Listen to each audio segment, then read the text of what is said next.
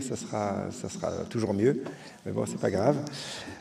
Écoutez, on va passer à 1 heure ensemble. Je vais à peu près raconter mon histoire pendant à peu près 30 minutes. Une histoire de sport, mais également d'entrepreneuriat. Et après, on va échanger pour des questions-réponses. Et du coup, on pourra aller même dans la technique sur toute la partie entreprendre, les levées de fonds, les cap tables, les business plans, je veux dire tous les trucs dans le détail, comment créer une start-up et potentiellement une grande boîte. Donc déjà je me présente, voilà, j'ai mis quelques slides, donc je m'appelle Taïk Riz. Avant de démarrer un petit peu mon histoire, je partage avec vous juste différents proverbes que tout le monde connaît, vous les connaissez bien, hein, 7 fois à terre, 8 fois debout, ils ne savaient pas que c'était impossible, ils l'ont fait. Et vous allez voir dans ce que je vais vous présenter aujourd'hui, finalement, ces proverbes collent bien à la peau. Il y a également une partie que j'aimerais partager avec vous, c'est que mes parents, ils ont fait un choix de ne jamais me scolariser. Alors attendez, je ne suis pas en train de vous dire qu'il ne faut pas aller à l'école, mais du coup, j'ai jamais été à l'école, mais même pas une journée en maternelle de ma vie. J'ai jamais été scolarisé. Et du coup, ma mère est grecque, mon père algérien. Je suis arrivé en France quand j'avais 5 ans, et finalement, on n'avait pas de chance pour réussir dans la vie parce que on n'avait pas d'argent, on n'avait pas d'expérience dans le business, on n'avait pas de réseau, on n'avait pas de contact, etc.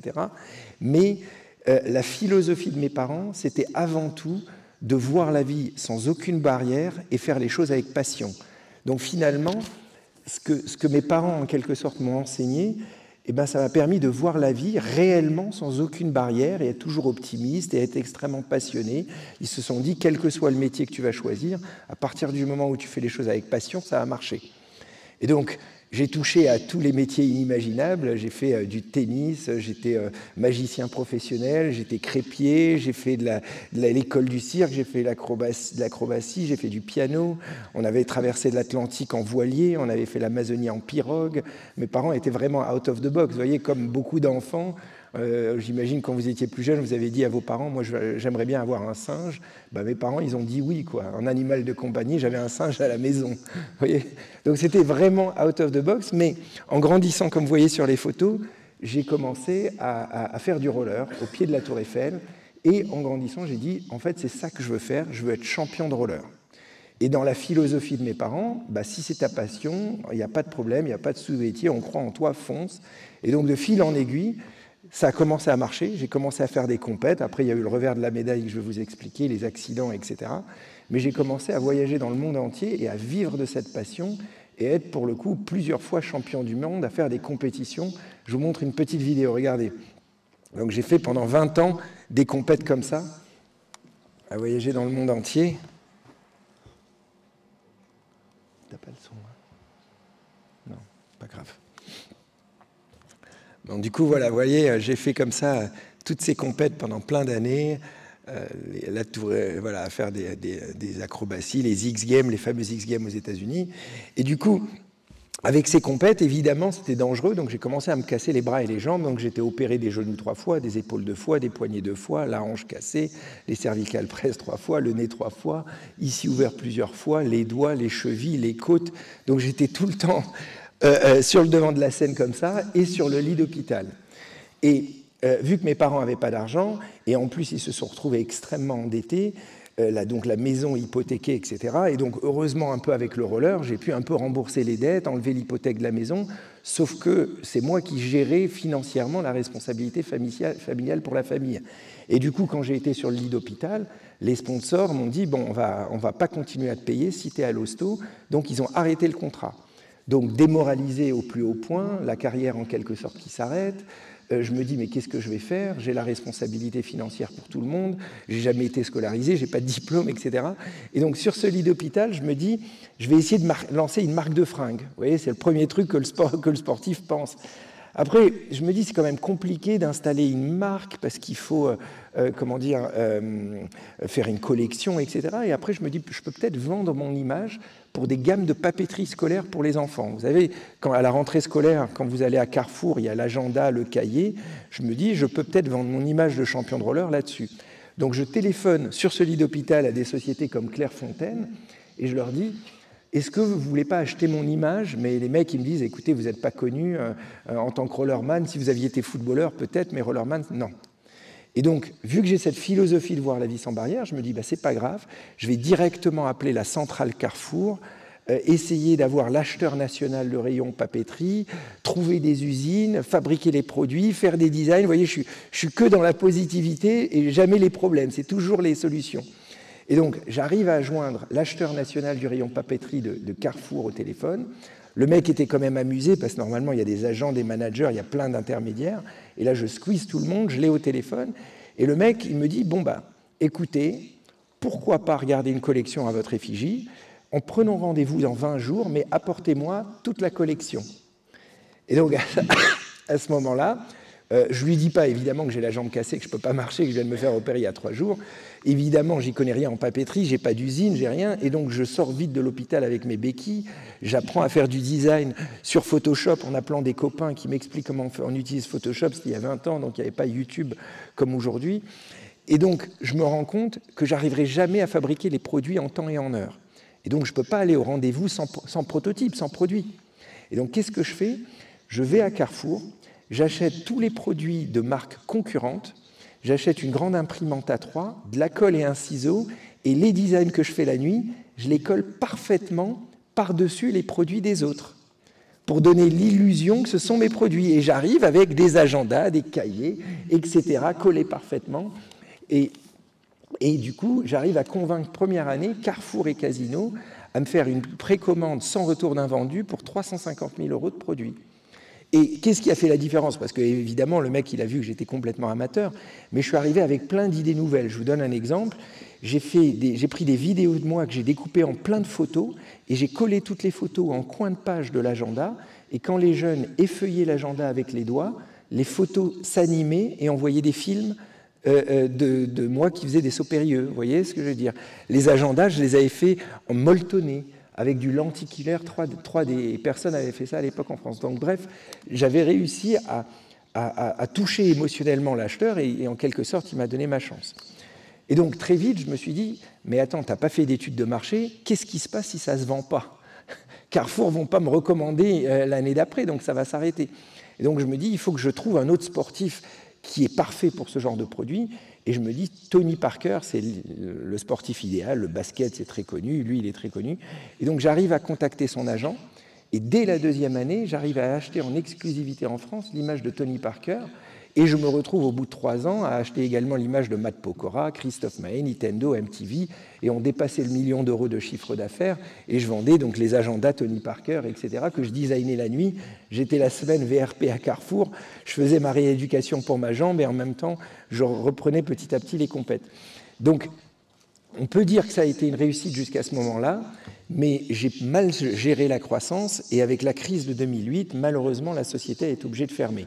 Donc au final, ça a été un échec, mais comme vous l'avez vu tout à l'heure dans le proverbe de Mandela, il n'y a jamais d'échec, soit je gagne, soit j'apprends, et j'ai tellement appris de toute cette aventure. Et donc, quand je suis revenu dans mon sport, je me suis dit, comment je peux faire pour que mon sport et mon image puissent être touchés, que je puisse toucher le grand public? Et donc, vu que je suis un rêveur, j'ai eu une idée de fou, je me suis dit, je vais sauter par-dessus la Seine devant Notre-Dame. Vous voyez, et là, c'était un saut de 30 mètres. Désolé. C'était un saut de 30 mètres de long. Si je faisais ce saut sur un terrain vague ou un skatepark, le grand public s'en foutrait. Mais parce que là, c'est par-dessus la Seine, et que la Seine, c'est symbolique, en plus devant Notre-Dame, je savais que j'avais trouvé en quelque sorte l'astuce pour toucher le grand public. Et vu que je suis toujours dans la positivité, je me dis, le gouvernement va accepter. Donc je m'entoure d'une équipe d'ingénieurs, on fait un dossier de 100 pages pendant des mois, avec tout le dossier d'instruction, technique, etc. Et je présente ça à la mairie de Paris, et la mairie me dit, no way, on ne peut pas, il faut fermer la Seine pour les péniches, la rive gauche pour les voitures, convaincre l'archevêché, je veux dire, plein de problèmes. Mais à chaque fois, vous voyez, qu'on me ferme la porte, moi je rentre par la fenêtre avec une idée et un sourire, et je leur dis, mais il y a bien d'autres endroits à Paris, si à la Seine c'est pas possible, il y a peut-être d'autres monuments. Et la mairie de Paris me dit, écoutez, allez vers la Tour Eiffel, peut-être là-bas c'est possible. Moi j'entends même pas le peut-être, et donc je pars à la Tour Eiffel, et j'imagine un énorme village comme ça, au pied de la Tour Eiffel, avec une rampe géante où je fais un saut sur l'herbe, etc. Et je me rends compte que ça va coûter 1 million d'euros à fabriquer, évidemment. Ça coûte cher, la rampe fait 30 mètres, tout le village, la sécurité, etc. Et donc, je n'ai pas d'argent et pas de sponsor. Donc, je vais voir les sponsors, et les sponsors me disent, si tu mets notre logo en énorme sur les rampes, sur la structure métallique, Eh bien là, oui, c'est la Tour Eiffel, on te donne l'argent. Donc, fièrement, SFR accepte, Red Bull accepte, etc. Et donc, je vais voir la mairie de Paris, je leur dis, c'est bon, j'ai trouvé le budget, pas de problème, je vais pouvoir tout financer, il y a un logo par-ci, un logo par-là. Et la mairie me dit, attendez, vous êtes gentil, monsieur Chris, mais il y a des lois en France, il est interdit d'afficher le moindre logo à côté d'un monument historique. Et vous avez compris, la Tour Eiffel, vous ne pouvez pas faire plus monument historique que ça. Et donc, je me dis, mais attendez, comment voulez-vous que je trouve ce budget si je ne peux pas mettre de sponsor? Il me dit, ce n'est pas notre problème. Et donc, j'essaye, avec de l'imagination, de trouver des solutions. Alors, je me dis, je vais mettre le logo sur mon T-shirt. Ça, j'ai le droit. Après 1 million d'euros pour un petit logo comme ça, c'est cher payé, vous voyez. Et après, je me dis, attends, ce que je vais faire, c'est que je vais créer un show télé autour de ça. Et puisque je crée un show télé, je mets 15 caméramans, j'interdis à TF1, à tous les caméras du monde entier de venir filmer, et vu que je contrôle le show télé, je peux m'assurer que mes caméramans filment le logo suffisamment en gros plan, et je peux donner les images libres de droit aux télés du monde entier, comme TF1, avec le logo visible sur le t-shirt. Et donc là, je me rapproche pour arriver à convaincre le sponsor. Le sponsor me dit, c'est pas mal, mais ça suffit pas, quand même 1 million d'euros, c'est beaucoup d'argent. Nous, on veut notre logo en énorme sur la structure. Et légalement, ce n'était pas possible. Et du coup, l'astuce que j'ai trouvée, c'est de me dire, attendez, ce qui était marqué dans le texte de loi, c'est que physiquement, le logo n'était pas possible d'être installé sur les rampes, mais pas virtuellement à la télé. Et du coup, qu'est-ce que je fais? Je me dis, je vais incruster le logo en 3D dans les images à la télé, comme ça je pourrais dire au sponsor, il y aura des logos partout, et à la mairie de Paris, il y aura des logos nulle part. Et grâce à ça, le sponsor accepte. La mairie de Paris, par contre, commence un peu à flipper parce qu'ils ne veulent pas me donner ce type d'autorisation. Le maire de Paris m'écrit une lettre et me dit, en fait, no way, je ne peux pas accepter ton événement. Et donc la lettre que le maire de Paris m'écrit, il m'explique la raison. Globalement, il me dit que je n'ai pas le droit de toucher l'herbe du Champ de Mars, à moins de payer 200 000 euros, mais même en payant cette somme, je n'ai pas le droit. Et à ce moment-là, si vous voulez, toutes mes équipes abandonnent parce ils se disent on nous fait tourner en rond, ça ne sera jamais accepté, etc. Mais moi, je refuse d'abandonner, donc je prends la lettre du maire dans une main et le dossier technique dans l'autre main. Et en gros, je me dis, OK, j'ai plus le droit de toucher l'herbe. Et donc, l'ancien saut, c'était ce saut en longueur sur l'herbe.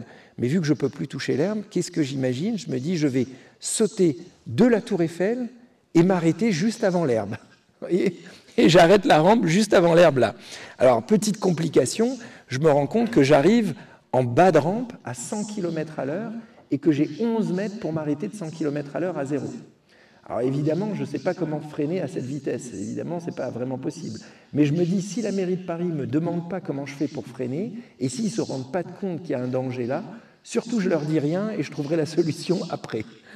Et du coup, le problème, c'est qu'à ce moment-là, toutes mes équipes un peu abandonnent parce que j'avais... voilà, et donc, qu'est-ce que je fais? Je passe mes nuits blanches à apprendre à faire tous ces programmes 3D que vous voyez là, et je rends dingue les institutions parce qu'avec 3 nuits blanches, je leur fais un nouveau dossier de 100 pages d'institution avec toutes les solutions. Je vous donne un exemple.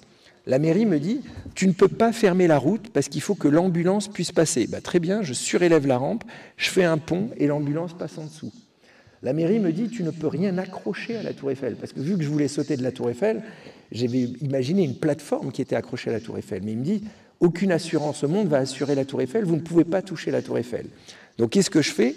Je fais monter 2 bras métalliques qui font arrêter une plateforme à quelques centimètres de la Tour Eiffel pour donner l'illusion que la plateforme y est accrochée. Et en même temps, je passe mes journées au pied de la mairie de Paris pour essayer de voir l'assistante du maire de Paris pour obtenir un rendez-vous. Et au bout d'un certain moment, le maire de Paris craque. Et donc, je me retrouve avec Bertrand Delanoë en réunion dans son bureau. Et ses équipes techniques, avant que j'arrive, lui ont fait une note en lui disant « Bon, visiblement, ça a l'air faisable ». Et donc, Bertrand me dit « Ton événement a l'air faisable, mais moi, j'ai peur que tu te tues en direct. Et si je signe et tu te tues en direct, c'est moi qui vais aller en prison, quoi. » Et je le comprends. Et donc, il me dit, il faut que tu me prouves qu'il ne t'arrivera rien. C'est difficile à prouver, vous voyez. Surtout que la rampe, elle fait 30 mètres de haut. Au championnat du monde, elle faisait 4 mètres. Je ne vous parle même pas du freinage. Je dois sauter 10 mètres au-dessus, etc. Et donc, l'idée que j'ai eue, c'est de me dire, je vais fabriquer une deuxième rampe et la mettre sur un terrain vague et répéter le saut pendant 4 mois, 2000 fois. Et le filmer tous les mois, 500 fois, et envoyer la cassette vidéo au maire de Paris. Vous voyez, si le maire de Paris, sur son bureau, il a une cassette vidéo qui arrive tous les mois, il met play et il voit 500 fois le même saut, au bout d'un certain moment, il peut se dire « Ok, ça va marcher ». Et donc, grâce à ça, j'arrive à obtenir l'autorisation impossible de sauter de la Tour Eiffel. Alors, quand je dis grâce à ça, ce n'est pas tout à fait vrai, parce qu'une autorisation comme ça, c'est le président de la République, le maire de Paris, le président de la Tour Eiffel, le préfet de police, les Verts, les architectes bâtiments de France, le maire d'arrondissement, les directeurs de cabinet. Donc, c'est 150 réunions ou 200 réunions que j'ai dû faire, et donc j'ai dû m'adapter à chaque interlocuteur. C'est-à-dire que quand j'étais face à un politique, on parlait politique, à un technicien, on parlait technique, et j'ai été un sort de caméléon à m'adapter et à embarquer tous les gens à bord de mon train.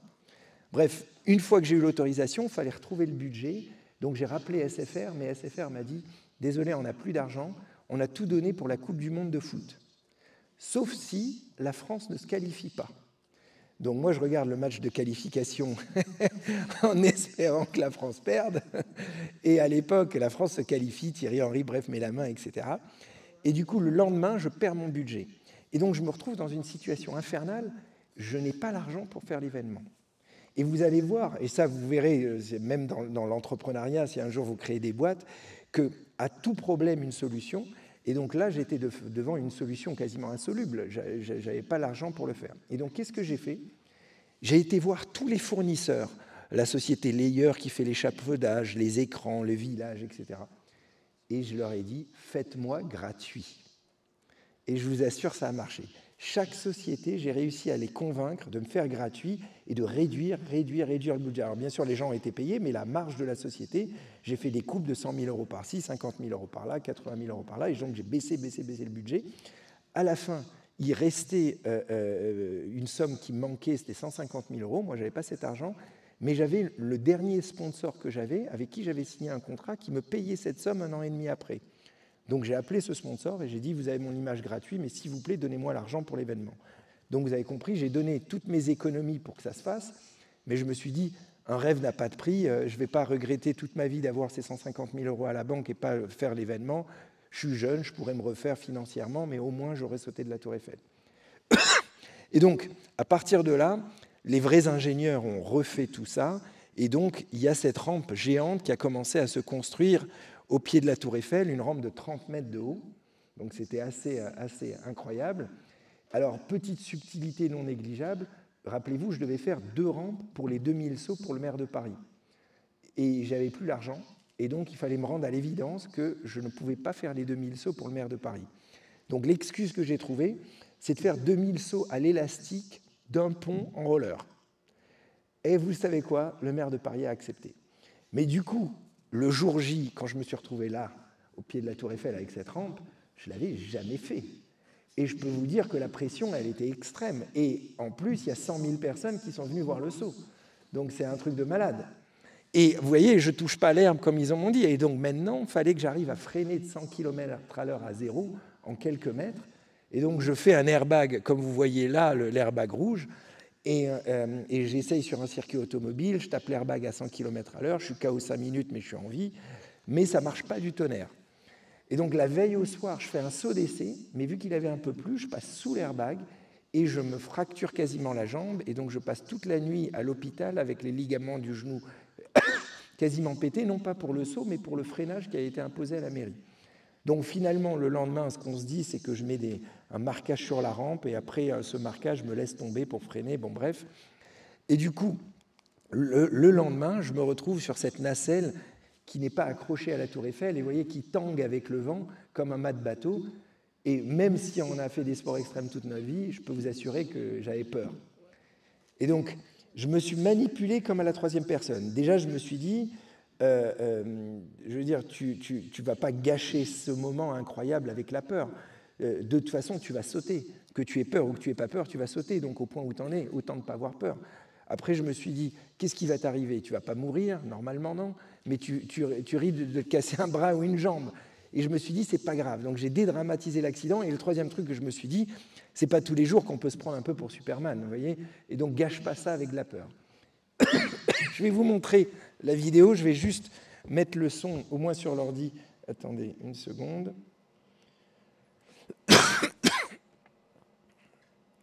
Une seconde. Hop, voilà. Donc regardez aussi bien la Tour Eiffel que le Sacré-Cœur l'année d'après. Regardez.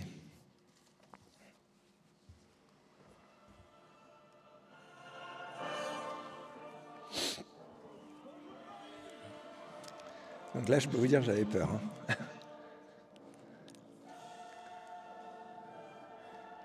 J'étais un peu trop loin dans ma chute, c'est pour ça que vous allez voir, je m'allonge au maximum ici, au maximum, pour essayer de récupérer la rampe.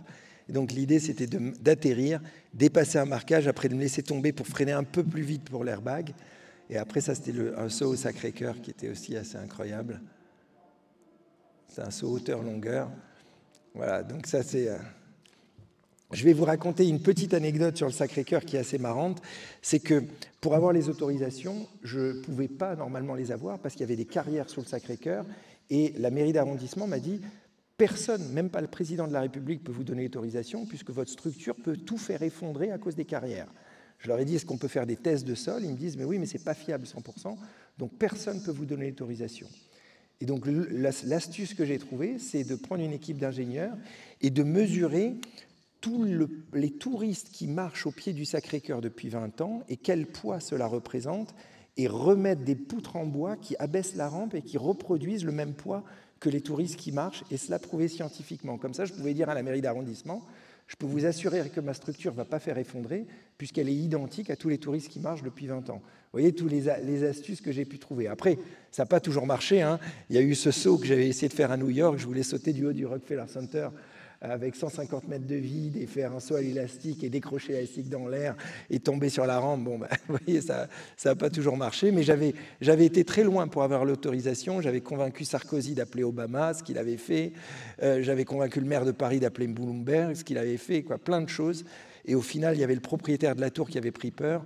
Et du coup, j'avais convaincu le locataire de la tour, la société Deloitte, de sponsoriser l'événement pour négocier avec le propriétaire. Bon, ça n'avait pas marché, mais vous voyez jusqu'où j'ai été prêt à aller.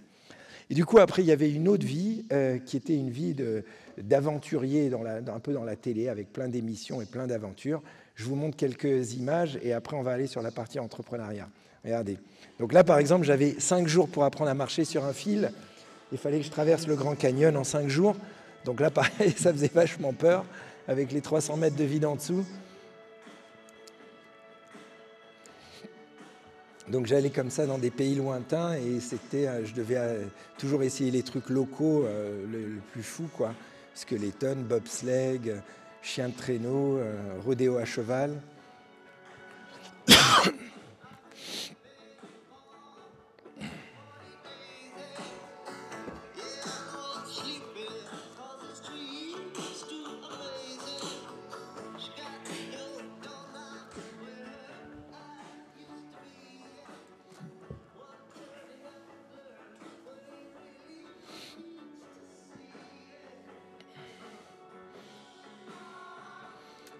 Voilà, ça c'était au cercle polaire. Ça en Uruguay, du rodéo à cheval. Indonésie, de l'apnée. Voilà, et après, il y avait toutes les émissions grand public que vous connaissez, les danses avec les stars. Donc là, au début, j'étais vraiment mauvais. Mais en m'entraînant à 18 heures par jour, après, j'ai commencé à progresser de plus en plus. Et heureusement, j'étais avec Denitsa qui dansait très, très, très bien. Du coup, à la fin, on a fini en finale. Il y avait évidemment Koh Lanta, qui était un sacré challenge aussi. Donc ça, c'était vraiment pas simple. Et il y avait Pékin Express, que j'ai gagné pour l'UNICEF. Donc ça, c'était cool aussi. J'ai fait du nord au sud toute l'Inde.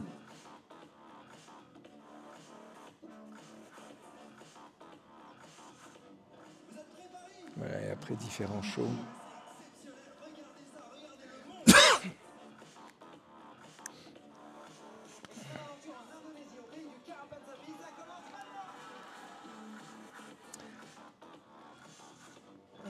Bref, donc voilà, il y avait toute cette vie d'aventure, d'émissions un petit peu dingues dans tous les sens.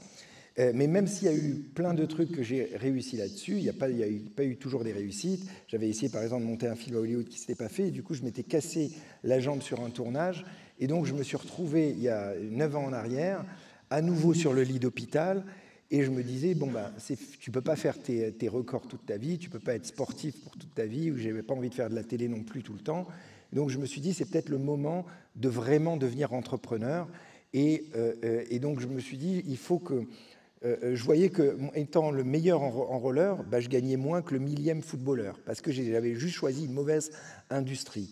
Donc je me suis dit, si je choisis une industrie, un business à faire, une start-up à créer, autant créer une start-up dans la plus grande industrie au monde. Vous voyez, pourquoi je créerais une start-up dans le roller, autant choisir dans les télécoms. Vous voyez, tous les milliardaires sont dans les télécoms.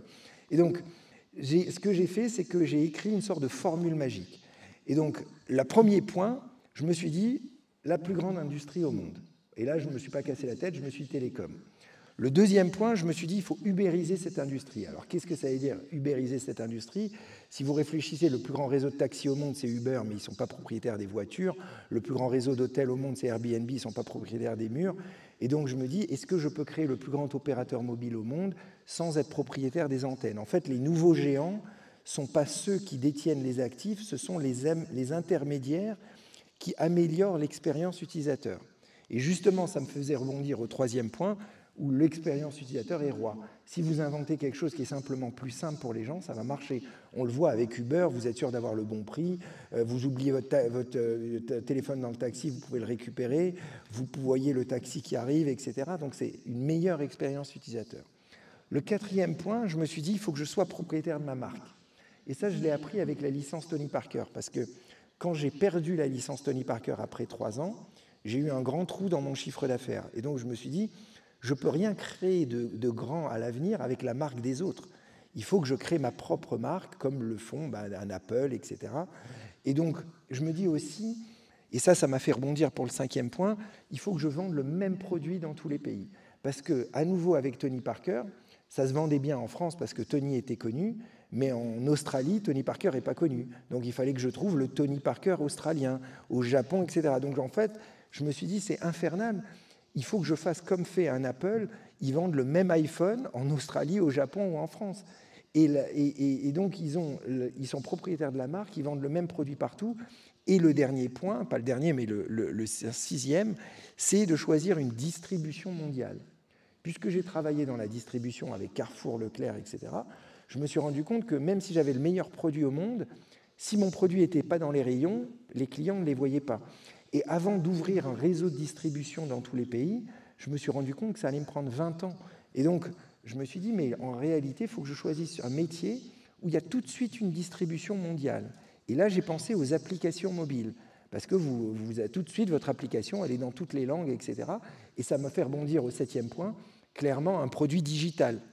Parce qu'un dimanche soir à 3 heures du matin, vous pouvez vendre 1 million de fois votre application en plus. Le lundi matin, vous n'avez pas augmenté les équipes parce que c'est digital, c'est virtuel. Et le huitième point, il faut inventer quelque chose qui n'existe pas. Je veux dire, on ne peut pas créer un truc. Moi, je n'avais pas d'argent, j'étais sur mon lit d'hôpital, j'y connaissais rien dans les télécoms. Donc, si j'avais envie de pouvoir avoir une chance, il fallait imaginer quelque chose qui n'existe pas. Et donc, j'ai essayé de réfléchir sur ce lit d'hôpital. J'ai fait ça en 2-3 jours à écrire ces 8 points et à réfléchir. Je me suis dit, qu'est-ce que je peux inventer dans les télécoms? Et j'ai imaginé un truc que j'ai appelé le cloud number. Alors, qu'est-ce que c'est le cloud number? Mon idée était simple, c'était de me dire, on est dans un monde où tout est dans le cloud. Vos musiques avec Spotify, vos films avec Netflix, vos fichiers avec Dropbox, même votre adresse mail, elle est dans le cloud. Quand vous n'avez plus de batterie ou vous perdez votre téléphone, vous pouvez bien regarder vos mails sur votre ordinateur, une tablette ou le téléphone d'un pote parce que votre adresse mail, elle est partout à la fois. Elle est dans le cloud.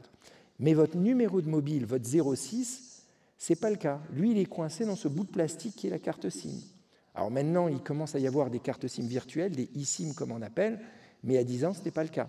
Et donc, je me dis, c'est quand même fou que quand je perds mon téléphone, par exemple au Brésil, je n'ai aucun autre choix que revenir physiquement à Paris dans un magasin SFR pour récupérer mon 06 parce que mon numéro, il est coincé dans ce bout de plastique. Et donc, je me dis, il faut que j'invente un nouveau système dans les télécoms que je vais appeler Cloud Number. Vous voyez, je suis toujours un rêveur à être ambitieux, à voir les choses en grand. Et donc, je me dis, les numéros de téléphone vont être comme une adresse email. Donc, si j'ai plus de batterie, je peux récupérer mon 06 sur une tablette, un ordinateur, le téléphone d'un pote. Et comme ça, je pourrais avoir plein de numéros différents comme plein d'adresses mail différents, un numéro pro, un numéro perso. Et moi qui avais des potes partout aux États-Unis, etc., je me dis, mais comme ça, je peux prendre un numéro américain sans devoir physiquement aller à New York. Et donc, sans même avoir fait d'études de marché, je me dis, cette idée, elle est extraordinaire, ça va marcher. Et donc, le problème, c'est que comment je fais pour démarrer quand je suis sur mon lit d'hôpital, j'y connais rien, j'ai pas d'équipe, dans les télécoms, je ne sais même pas si c'est possible. Donc, il m'a fallu quelques mois pour trouver le nom du job du mec qui sait. Je n'avais pas à qui demander pour savoir comment mettre les numéros dans le cloud. Au bout d'un certain nombre de mois, je comprends, c'est ce qu'on appelle un chef architecte télécom. Donc j'en trouve un qui venait de quitter Orange, et je lui demande s'il peut me dire si mon idée est faisable. Il m'a dit oui, mais c'est 1 500 € par jour. Alors moi qui avais 10 ou 15 000 € sur mon compte, je lui dis est-ce qu'en 2-3 jours tu peux me dire? Il me dit ok. Et donc je le vois 3 jours après, et il me dit écoute, ton idée elle est super, elle n'existe pas, et c'est possible à faire. Donc j'étais hyper content, mais il me dit il y a quand même des difficultés. Le seul moyen de le faire, c'est de créer un opérateur mobile mondial. Parce que des numéros ne peuvent être attribués que par les régulateurs télécoms, et donc il faut avoir des licences, respecter la régulation, etc., etc. Et dans ma tête, un opérateur mobile mondial, c'est SFR, Orange, donc c'est des milliards, quoi. La licence vaut 300 millions d'euros, déployer les antennes, c'est 2 milliards, et de toute façon, il n'y a plus de licences à vendre comme SFR, Orange et Bouygues. Il me dit c'est vrai, mais il n'y a pas que ça, il y a des licences qu'on appelle des MVNO, V pour virtuel, et ça c'est M6 Mobile, Virgin Mobile, etc. Il me dit l'avantage, c'est que la licence est gratuite et qu'il n'y a pas un nombre maximum de licences. Par contre, tu vas quand même avoir besoin de créer quand même ton opérateur mobile mondial, et donc il te faut des dizaines et des dizaines de millions d'euros pour interconnecter les antennes, fabriquer tes SMS, tes MMS, tes connexions, etc. Mais il me dit c'est possible, tu as besoin quand même de millions d'euros. Et il m'a dit, si tu veux le fabriquer, il faudra au moins entre 5 et 10 ans de fabrication avant de vendre le moins de forfaits. Donc c'est quand même difficile, parce que moi j'y connais rien, ça veut dire que je vais devoir trouver des investisseurs qui me donnent 20 millions, 30 millions, 50 millions, que pendant 10 ans je ne vais rien pouvoir vendre, en espérant que les investisseurs y croient suffisamment pour que 10 ans après je puisse en vendre. Vous voyez, c'est très dur à convaincre, surtout que j'y connais rien et que je suis tout seul et que je suis rider et que j'ai jamais été à l'école.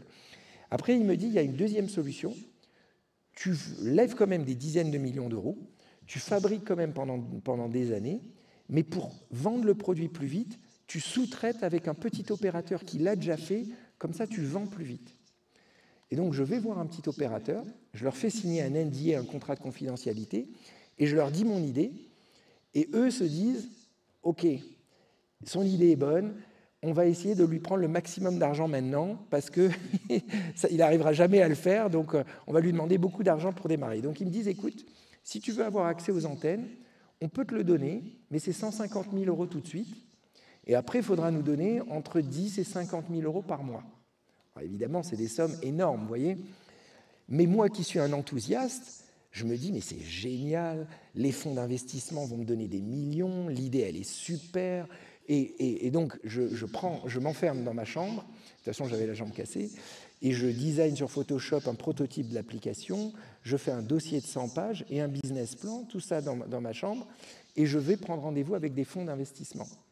Donc les fonds acceptent de me recevoir, parce que je suis le gars qui a sauté de la Tour Eiffel, mais quand ils comprennent que je veux créer un opérateur mobile mondial, qu'il faut 20, 30, 50 millions, que j'ai jamais été scolarisé, bref, c'est compliqué, ils me disent « jamais de la vie, on va te donner un euro ».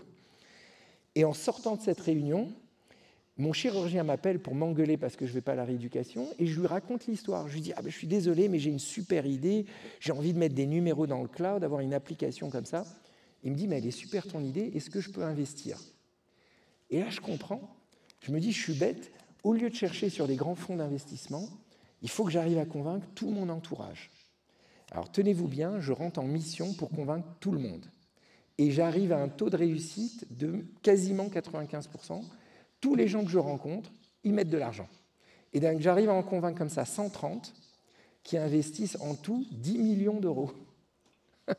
Et je peux vous dire, ça m'est arrivé carrément de m'asseoir en économie en avion de Tallinn à Paris, à une place qui n'est pas la mienne. À la fin du vol, le mec à côté de moi m'a donné 300 000 € que j'avais 3 jours après sur le compte bancaire. Et donc, avec tout cet argent, eh ben, j'ai commencé à pouvoir embaucher toute l'armée d'ingénieurs. Et du coup, c'était assez bizarre parce que je me retrouvais être le président d'une boîte qui connaît rien à rien, quoi. Mais à la fois, tous les ingénieurs que j'avais embauchés, puis j'avais l'argent pour les embaucher, c'était comme mes profs. Et donc, c'était extraordinaire parce que je leur posais des questions bêtes toute la journée, ils m'expliquaient comme des profs, et vu que j'étais dans l'action, j'apprenais plus vite. Et donc, très vite, je suis devenu ingénieur télécom, et j'ai commencé à inventer beaucoup de brevets qui ont obligé le régulateur français, l'ARCEP, à changer la loi, changer le texte de loi pour officialiser le numéro dans le cloud que j'avais imaginé.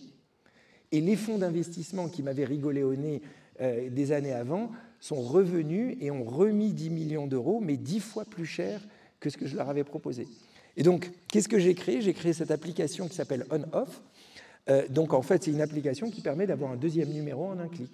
Les gens veulent un numéro pro ou un numéro pour vendre leur voiture sur le Bon Coin, ils n'ont pas besoin d'avoir une deuxième carte SIM.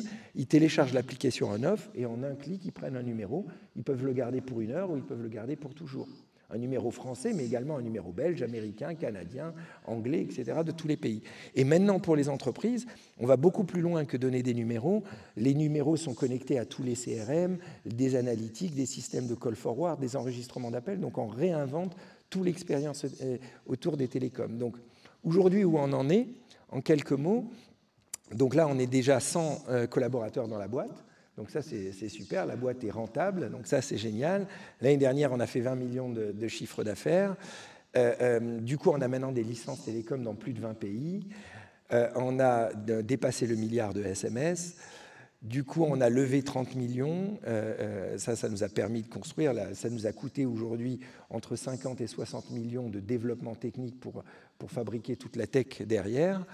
Il y a différents brevets. Pour le coup, moi, il y en a plusieurs que j'ai inventés. Il y en a 5. Et il y a des partenariats assez incroyables, puisque maintenant, il y a des opérateurs comme Bouygues qui revendent notre solution, etc. Et donc, dans toute cette histoire que je voulais vous raconter aujourd'hui, même s'il y a eu des échecs, comme vous avez pu voir, des boîtes que j'ai pu fermer, etc., il y a quand même un pattern qui revient et certains éléments qui font la réussite. Et qu'est-ce qui a fait la réussite pour moi?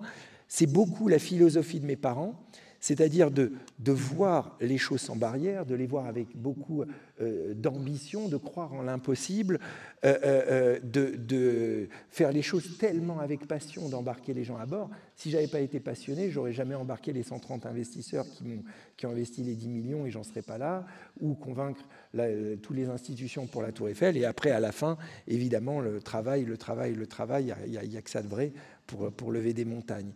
Et donc, si on revient sur les différents proverbes que je vous ai montrés, finalement, ça colle bien à la peau. Vous voyez, 7 fois à terre, 8 fois debout, ils ne savaient pas que c'était impossible, alors ils l'ont fait. Tous les gens dans les télécoms pensaient que ce n'était pas possible à fabriquer, parce qu'ils se disaient le régulateur n'allait jamais accepter. Et oui, on s'est retrouvé en bras de fer avec le régulateur pendant 1 an et demi, mais au final, d'oser rêver grand, out of the box, d'y croire, on peut débloquer des choses qui paraissent impossibles.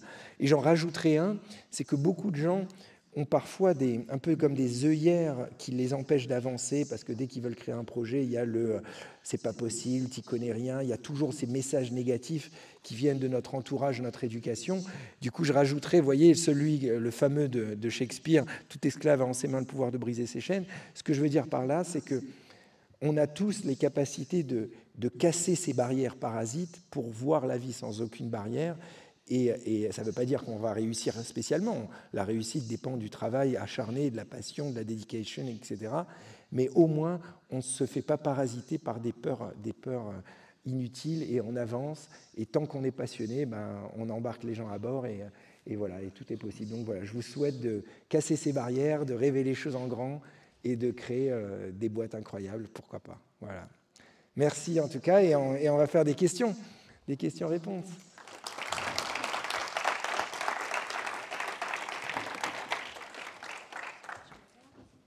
On va s'échanger le micro, sinon. Hop. Déjà, est-ce qu'il y a 2-3 questions pour démarrer? Oui.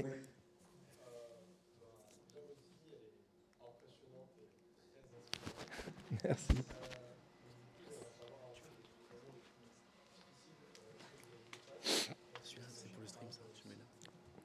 Alors, il y a eu plein de moments difficiles. Évidemment, les accidents ont toujours été durs parce qu'on construit des projets, des rêves, etc. Et d'un coup, tout s'arrête. Les événements qui vont venir s'arrêtent, on est à l'hôpital et tout s'effondre. Mais là, pour le coup, au contraire, à chaque fois que j'étais dans une situation comme ça difficile où tout s'est effondré, je me suis passionné d'un nouveau rêve et c'est ça qui m'a permis d'oublier les galères du quotidien et tout de suite l'accident avait disparu.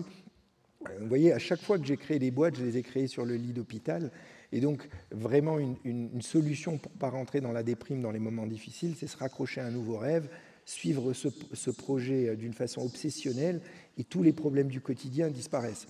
Après, dans ma boîte, il y a eu un moment très très très très dur, c'est que vous voyez, quand les 10 millions que j'ai eus avec les petits investisseurs, je ne les ai pas eus en un mois, je les ai eus au fur et à mesure de quelques années, petit à petit. Et en fait, la difficulté, c'est que j'avais déjà 40 personnes au bureau, donc j'avais à peu près 250 000 euros de salaire à payer tous les mois, et j'avais jamais un mois de trésorerie d'avance. Donc en fait, il fallait que je trouve tous les 23 du mois 250 000 euros quelque part. Et donc ça, c'était très très très dur, parce que on peut très vite rentrer dans un stress paralysant, à se dire, mais attends, mais si le 23 du mois, là, j'ai pas trouvé mes 250 000 euros, eh ben, je mets 40 personnes au chômage, et tout mon rêve de créer une multinationale, d'avoir la sécurité financière pour l'avenir, etc., disparaît. Et donc, ça a été très dur, parce qu'il y a eu des moments, j'arrivais pas à les trouver tous les mois ou avec du retard. Donc il y a eu des moments, je me rappelle, j'avais 1 million d'euros de dette, je ne pouvais plus payer les charges, je ne pouvais plus payer le loyer. Heureusement, j'ai pu payer les salaires jusqu'à la fin, mais je me rappelle, j'avais appelé des copains qui avaient déposé des bilans et je leur avais demandé conseil parce que j'en étais là, quoi. Et ils m'ont donné un conseil, ils m'ont dit, c'est un pote qui m'a dit ça, il m'a dit, écoute, les salaires, tu les payes, tu payes plus personne, et vraiment, quand tu as les huissiers au bas de ta porte, tu leur donnes un petit chèque. mais du coup, c'était difficile parce que il fallait pas que je sois en faute de gestion, parce que si tu ne payes pas et que tu prends pas, tu mets pas ta boîte en sauvegarde, etc., tu peux être accusé de faute de gestion. Et un truc qui était aussi très très très très dur, c'est que vu que j'avais besoin de trouver des investisseurs tous les mois, aucun investisseur allait investir dans une boîte qui a 1 million d'euros de dette et qui a 2 jours de trésorerie devant soi. Et à la fois, il ne fallait pas que je mente. Donc quand je rencontrais un investisseur, j'étais dans une situation très très schizophrène. Il fallait vraiment qu'au fond de moi, je sois persuadé que je vais trouver l'argent tous les mois et que s'il n'y a aucun problème, que je vais y arriver, etc. Parce que si je ne me persuadais pas de ça réellement, eh ben, j'avais automatiquement une peur panique qui pouvait monter en moi, et l'investisseur allait le sentir, et jamais investir 1 euro, et donc c'était le cercle infernal.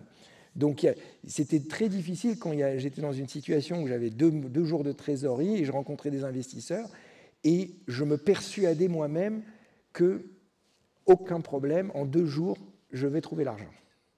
Et finalement, j'ai réussi jusqu'à la dernière minute à trouver. Voilà. Cette période, elle a duré combien de temps? 18 mois. 18 mois 18 mois, tous les mois, jamais un mois de trésorerie d'avance, quoi. Donc tous les mois, pendant 18 mois, il fallait que je trouve 250 000. Tu as dû te faire des cheveux blancs de ouf. C'est dur. En fait, une des forces, c'est de... Il y a des gens qui se cassent la tête avec beaucoup de peur panique du futur. Moi, j'imagine jamais les problèmes à plus de 24 heures. Je sais qu'ils sont là, mais je suis que dans l'action. Et je reste avec l'espoir au loin qui me fait avancer. Donc là, par exemple, j'avais l'espoir de me dire j'arriverai à trouver les investisseurs. Et au lieu de me parasiter au jour le jour, de me dire purée, mais qu'est-ce que si tu n'arrives pas à trouver, il ne te reste plus que 10 jours, etc. Je ne pense pas à tout ça et je suis en mission commando à ne faire que ça. Et si à la fin de la route, vraiment je suis devant le mur, là, je prendrai les décisions à ce moment-là. Mais je ne me faisais pas parasiter par des peurs avant, en fait. Oui, ou alors tu y penses, mais comme tu disais quand tu parlais de ton expérience sur la Tour Eiffel, tu maîtrises ton mental en mode... Oui, parce que toutes ces peurs ne sont pas constructives. En fait, ce qui me fera justement réussir à créer une boîte ou à trouver ou pas de l'argent, c'est justement de travailler comme un acharné. La peur va au contraire créer des barrières qui vont m'empêcher d'y arriver. Et donc toutes ces peurs paniques, ils ne sont pas constructifs. Donc je les mets de côté, je dis ça ne sert à rien. Fonce, avance et on verra au bout de la route, quoi. Et là maintenant, avec le recul que tu as par rapport à la création d'On-Off, tu dirais c'est quoi qu'est-ce qui a été le plus dur dans la création de cette entreprise? Ça a été vraiment trouver de l'argent, hein, parce que j'étais persuadé de tenir un truc incroyable, ce qui était vrai. La preuve, aujourd'hui, la boîte, elle marche. Et donc, tu dois convaincre constamment des gens et c'est quelque chose qui est très frustrant, parce que tu dois convaincre des gens qui ont parfois raison, mais parfois tort. Et eux, ils te jugent parce qu'automatiquement, ils se disent « mais attends, il est seul fondateur, il n'y connaît rien, il n'a jamais fait d'études, il n'est pas du sérail, etc. etc. Pourquoi on doit lui faire confiance à lui ?» Une des parades que j'avais pour arriver à trouver la solution là, c'était de devenir très vite expert technique. Et du coup, je leur disais « mais mettez des ingénieurs télécoms face à moi et vous verrez que j'arriverai à les challenger techniquement et même leur apprendre des choses. » Il y a un de mes investisseurs, il m'a carrément amené Xavier Niel en tête-à-tête pendant 1 heure pour me challenger dans les télécoms. Et vu que j'étais devenu expert, j'ai même réussi à challenger Xavier sur certains points où Xavier était vraiment surpris, quoi. Énorme, trop drôle. Après, ce qui était dur aussi, c'était de devoir manager des équipes sans rien connaître et faire des erreurs par rapport à ça. Parce que, évidemment, l'expérience, elle s'acquiert qu'avec de l'expérience. Est-ce que les étudiants là, si jamais ils sont intéressés par un poste de développeur ou chef de projet dans ta boîte, ils peuvent tenter leur chance ou pas? Alors là, aujourd'hui, on n'embauche pas particulièrement, mais pourquoi? Bien sûr, c'est pas moi qui vais vous dire de ne pas tenter votre chance, hein, ça c'est sûr. Est-ce qu'il y a d'autres questions? Ouais.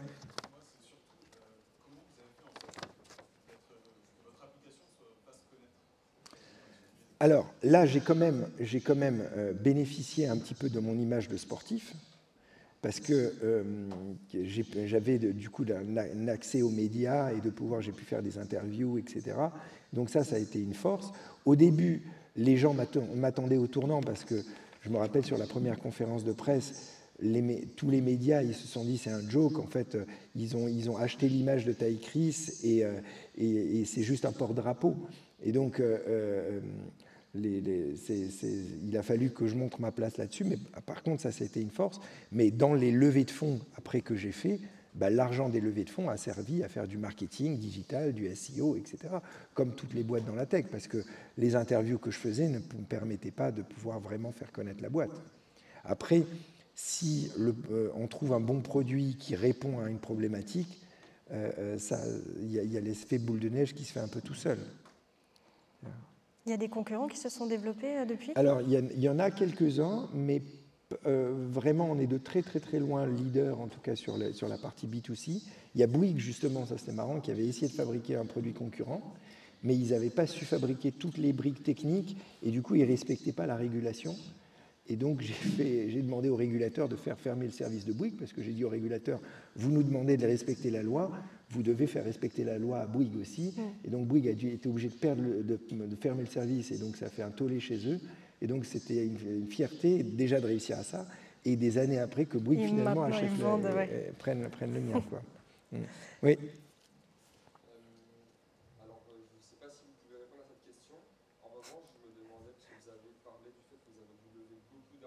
Est-ce qu'aujourd'hui, vous possédez encore au moins 50% de la société? Alors, oui et non.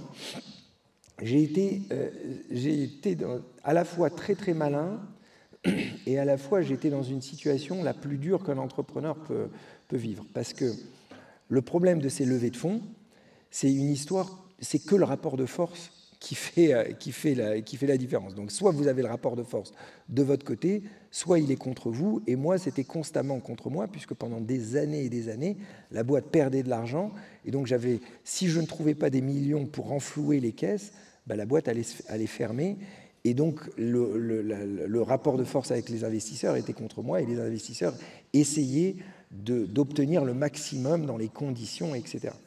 Et donc, au début, quand j'ai levé le premier million, j'ai donné 20% de la boîte pour ça. Et je me suis dit, au début, 1 million d'euros, je suis large, parce que je n'avais pas compris réellement comment la difficulté pour fabriquer une application comme ça. Très vite, au bout d'un an, je voyais que le million disparaissait. Et donc, je me rendais compte, en faisant le business plan, qu'il fallait que je trouve 2 millions de plus, minimum. Et donc, je me suis dit, si tu donnes 20% sur le premier million, en un an, tu n'as toujours pas vendu le moindre forfait, il n'y a rien qui s'est passé. Si tu lèves 2 millions de plus, quoi, tu vas donner 60% de la boîte sans rien avoir fait. Ce n'est pas possible. Et donc, qu'est-ce que j'ai fait?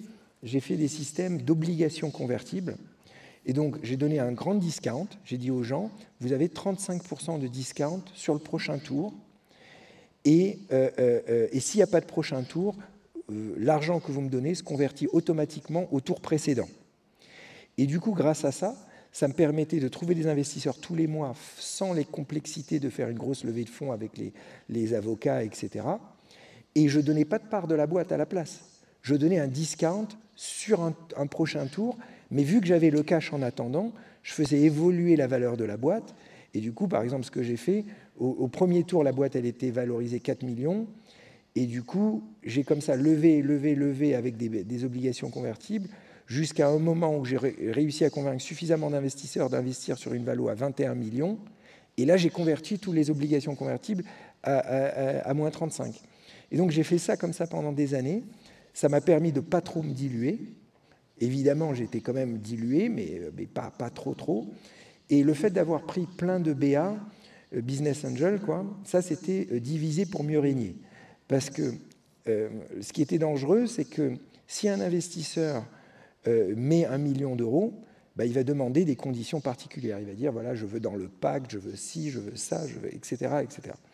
Et du coup, j'ai préféré, c'est pour ça que j'en ai pris 130, plein de petits investisseurs qui ne se connaissaient pas entre eux.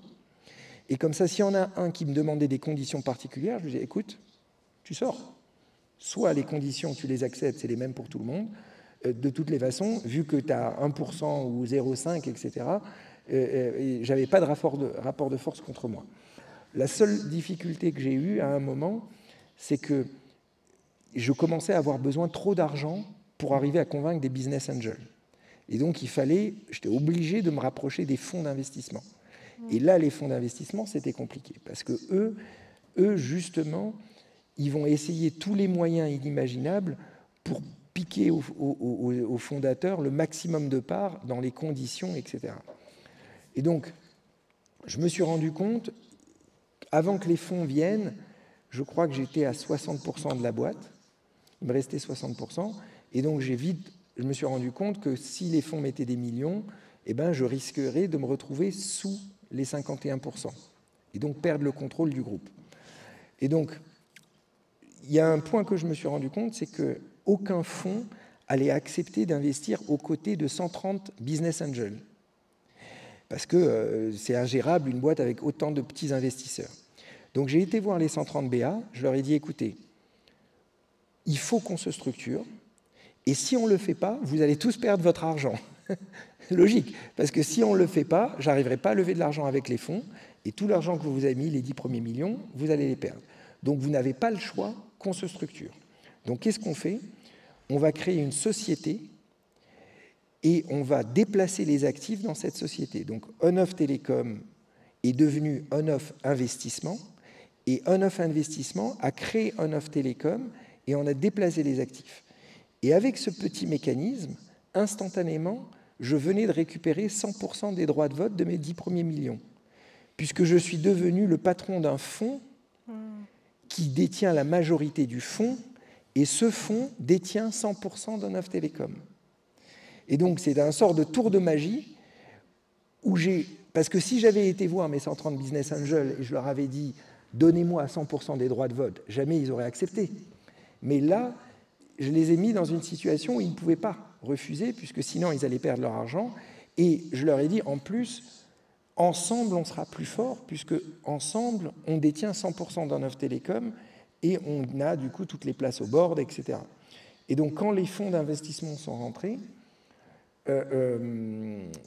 ils étaient fous.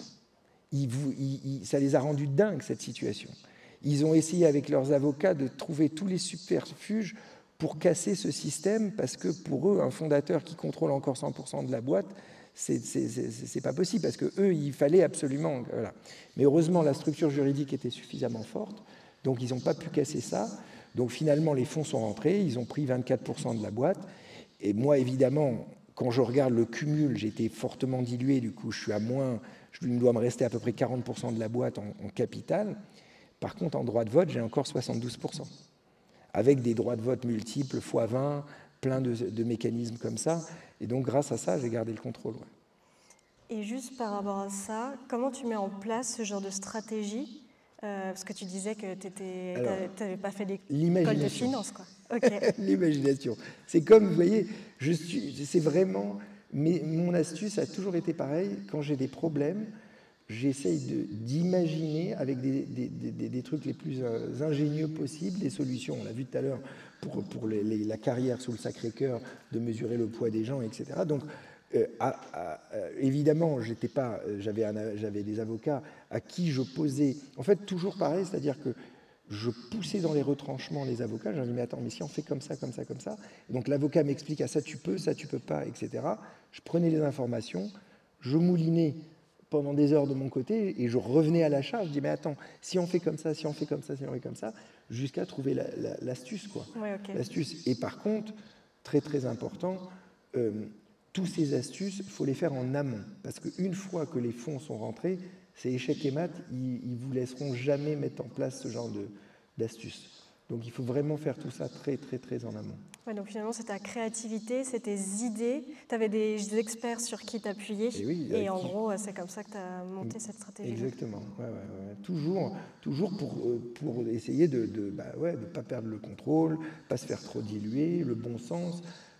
Après, dans les pactes également, il y avait plein de détails dans les pactes, des détails très très techniques, où il a fallu me battre avec les fonds pour garder le bon sens dans la façon de distribuer le cash quand la boîte sera vendue un jour, etc. De toute façon, tout à l'heure, quand tu faisais ta présentation, j'ai écrit sur mon papier, il est l'exemple même de il n'y a pas de problème, que des solutions. C'est vrai. Après, parfois, on ne trouve pas toujours, hein, mais c'est vrai qu'en se cassant la tête avec l'imagination, on trouve vraiment souvent. Est-ce qu'il y a d'autres questions? Oui.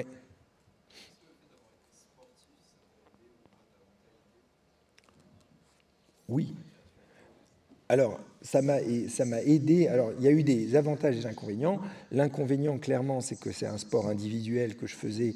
Et donc, il y a une énorme différence avec une société qui comme un sport collectif. Je me rends compte que je ne peux pas créer cette multinationale tout seul. Il faut que j'arrive à motiver tout le monde, qu'on soit tous dans le même bateau. Donc ça, c'était un sacré apprentissage pour moi là-dessus.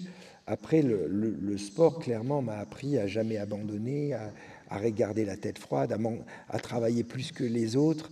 Que c'est les petits pas du quotidien qui font la réussite dans le sport. C'est vraiment les dizaines d'années d'entraînement au quotidien, qui font en sorte qu'on devient champion. Et donc j'ai mis la même mentalité un peu dans l'entrepreneuriat, à essayer de faire des produits vraiment de qualité, à être vraiment le meilleur techniquement là-dedans, pour avoir toujours un coup d'avance sur les évolutions techniques, etc. Tu vois. Est-ce qu'il y a d'autres questions? Sinon, moi j'en ai une dernière. Oui.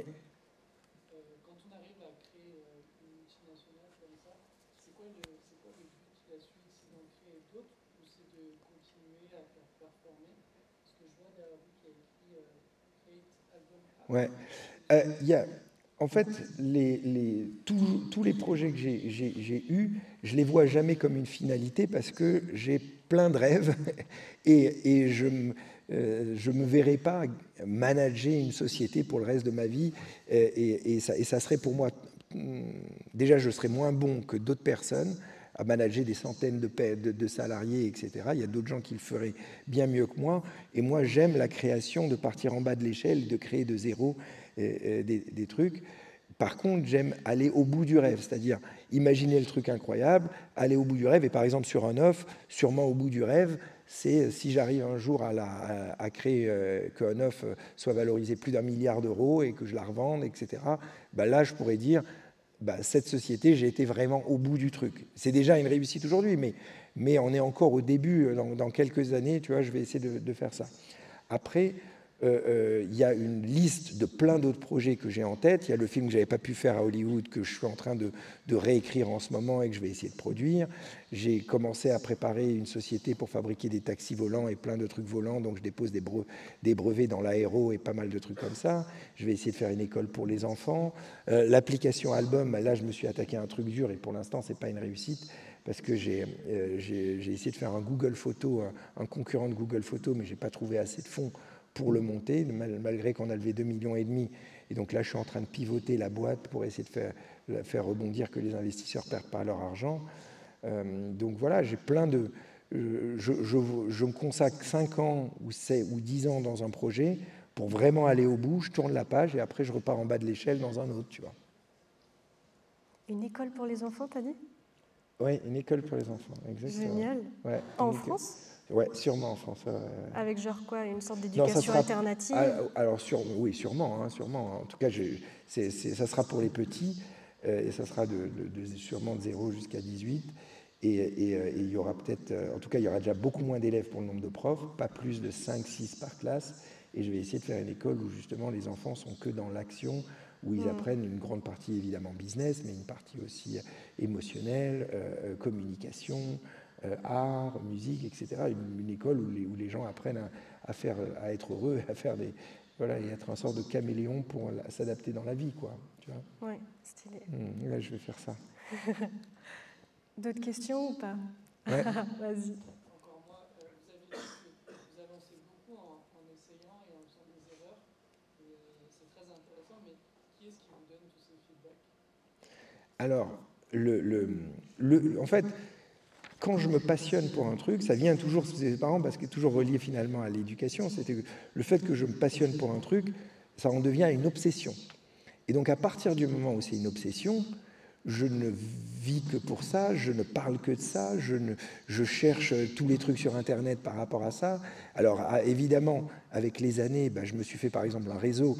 Aujourd'hui, dans mon téléphone, j'ai près de 11 000 contacts et j'ai mis des mots-clés sur chacun des contacts, où est-ce que j'ai rencontré, qui, il est dans quel domaine, etc. Et donc, dès que j'ai besoin d'un conseil sur un domaine précis, je regarde dans mes contacts et automatiquement, il y a une personne qui connaît la personne qui peut me donner conseil.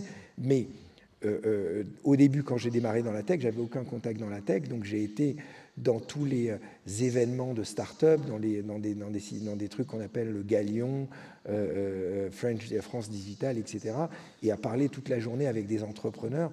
Donc finalement, j'ai toujours été comme quand on est obsessionnel et passionné d'un truc, on est comme une éponge à essayer de rassembler le maximum d'informations, à regarder des vidéos YouTube, et je forge à chaque fois mon avis avec toutes les informations que j'écoute. Et je challenge, j'ai jamais de valeur absolue, c'est-à-dire en croyant que j'ai raison. J'ai raison je pense avoir raison à un moment, mais si 3 minutes après quelqu'un me montre que j'ai tort sur le truc, dans la seconde, je vais dire mais t'as raison, j'avais complètement tort. Sa vision devient la mienne, c'est-à-dire que je suis très flexible à adapter constamment mon opinion pour uniquement la réussite du projet. Tu vois? Ouais.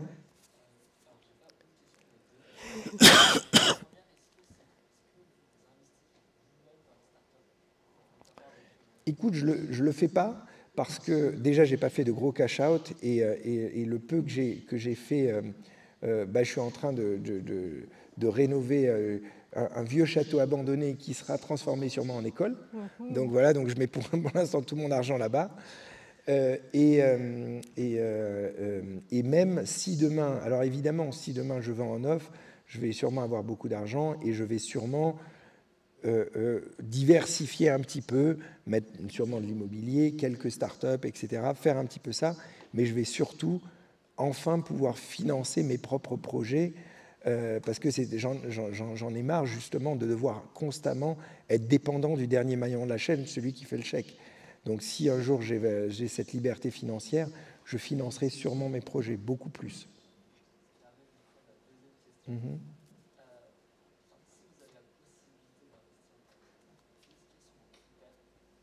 Wow. C'est difficile à dire parce que je ne me suis pas penché là-dessus. Après, je vois passer quelques boîtes, mais en tout cas, les critères, ça ressemble pas mal à mes 8 points. C'est-à-dire déjà qu'il y ait un potentiel de réinvention d'une industrie ou du monde ou quoi que ce soit, avec un potentiel incroyable, et pourquoi pas un métier qui fait du sens, en tout cas un business qui fait du sens. Quand tu vois tous les projets qu'a construit par exemple Elon Musk, c'est extraordinaire. C'est-à-dire qu'à chaque fois, les projets qu'il a essayé de créer, c'est pas que pour créer un énième site internet qui te vend je sais pas quoi, lui, à chaque fois, les projets qu'il a fait, c'était des projets pour essayer d'avoir une ambition de sauver l'humanité dans tout ce qu'il a choisi. Donc ça, des trucs comme ça, vu que je suis un rêveur, je pense que c'est des trucs qui, à ce niveau d'ambition, qui me plairont, quoi. Mais à la fois, être uniquement investisseur, on devient passif. Et moi, je suis quelqu'un qui déteste être passif. Tu comprends? Je serais beaucoup plus à créer la boîte, à prendre des associés, quand tu vois Elon Musk, il a fait ça. Tesla, c'est pas lui qui l'avait créé. Donc la boîte existait, mais il n'a pas simplement mis sa thune, il a mis l'argent et il a dit je m'investis et ça devient en quelque sorte sa boîte maintenant. Est-ce qu'il y a encore des questions? Peut-être question. Alors moi j'en ai une dernière par rapport à ce que tu as dit. C'est un vrai sujet pour moi. J'ai souvent eu plein de trucs, envie de faire plein de trucs en même temps. Sauf que, tu sais, on entend souvent la phrase « choisir, c'est renoncer ». Et je trouve que je ne suis pas d'accord en fait. Finalement, choisir, je trouve que c'est avancer, parce que sinon, si tu ne choisis pas sur tous les trucs que tu veux faire, quoi, bah, tu n'avances pas et tu es bloqué. Là, par rapport à toi, tu nous as exprimé que tu avais encore plein d'idées pour la suite. Comment tu vas faire pour choisir? Parce qu'il y a des trucs que tu vas peut-être pas forcément faire. C'est quoi les priorités? Alors, ça, c'est vrai que c'est un choix difficile parce que justement, moi qui ai toujours fait les choses comme un acharné à faire que ça nuit et jour, et c'est aussi grâce à ça que j'ai réussi à aller au bout de certaines choses, c'est parce que je n'ai fait que ça. Et donc, quand tu commences à avoir plusieurs projets, historiquement, j'avais toujours dans des périodes de transition quelques projets en même temps, et je testais lequel pouvait accrocher le mieux. Et dès qu'il y en a un qui accroche, j'abandonne les autres. C'est pas que je les abandonne, c'est que je les mets dans un tiroir dans ma tête. Je les fais plus du tout et je me concentre uniquement sur un nouveau projet. Par exemple, quand j'ai créé On-Off, c'était pareil. Le jour où j'ai créé On-Off, j'avais en parallèle, je crois à l'époque, le film. J'avais également une autre boîte que je voulais créer dans des biscuits chocolatés sous licence, des trucs qui n'ont rien à voir. Et donc, On-Off faisait partie d'une des idées. Mais dès que j'ai vu qu'elle a accroché plus que les autres, j'ai arrêté et j'ai fait que ça. Aujourd'hui, j'arrive dans une phase un peu différente. C'est que, en voyant les années passées, je vois que c'est tellement compliqué pour arriver à créer des trucs incroyables qu'il faut toujours minimum 5 ans pour les créer. Et donc, si je ne fais qu'un seul truc, bah, malheureusement, je ne pourrai pas atteindre d'autres projets que tous les 5 ans. Oui. Et du coup, vu que les années passent, je me dis, putain, tu as beaucoup de rêves encore, j'aimerais bien arriver à paralléliser. Et donc là, j'essaye en ce moment de paralléliser, donc par exemple, faire le film en même temps, de faire ça, etc. Et là, il y a une frustration réelle, c'est que malheureusement, j'ai beaucoup moins de temps sur chacun des projets, et donc je vois les projets qui avancent moins vite, et ça, c'est frustrant. Donc c'est compliqué comme choix de vouloir paralléliser, mais du coup devenir moins performant sur chacun des projets. Je pense qu'une des solutions à long terme, mais il faut avoir les moyens pour, c'est arriver à paralléliser en déléguant plus et en mettant des super DG sur chacune des boîtes et toi pour manager tout ça, tu vois. Oui, mais du coup, je pense que tu prends du plaisir aussi en faisant. Et pas... Exactement. Mais c'est donc ce compromis à avoir. Mais tu peux, je pense quand même arriver en ayant un DG à être quand même très très très impliqué au quotidien et à donner toujours juste les grandes directions, quoi. Et dernier truc, du coup, tu as dû renoncer à des projets? Oui, mais dans ma tête, je renonce jamais. C'est-à-dire, dans ma tête, je les mets dans un tiroir et je vais réattaquer d'une façon différente. Okay. Il y aura sûrement à la fin de ma vie certains projets que quand je regarderai, je dirai, celui-là, je ne l'ai finalement pas fait. Mais pour moi, je n'ai jamais abandonné jusqu'à la fin, quoi. Oui, en fait, dans ta tête, tu laisses tout ouvert. Ah oui, toujours. C'est juste, je change de stratégie, je reviendrai dessus d'une façon différente pour y arriver, quoi. Oui, ok. Est-ce que c'est bon pour tout le monde? Top. Ok. Bah, merci beaucoup. Merci. Je pense qu'on peut l'applaudir. Merci. Merci. C'est cool. Merci beaucoup Taïg. Et alors juste petite info, il y a petit cocktail de cette fin de journée au Student Hub, c'est ça? Ouais. Donc voilà, rendez-vous au Student Hub. Super, merci.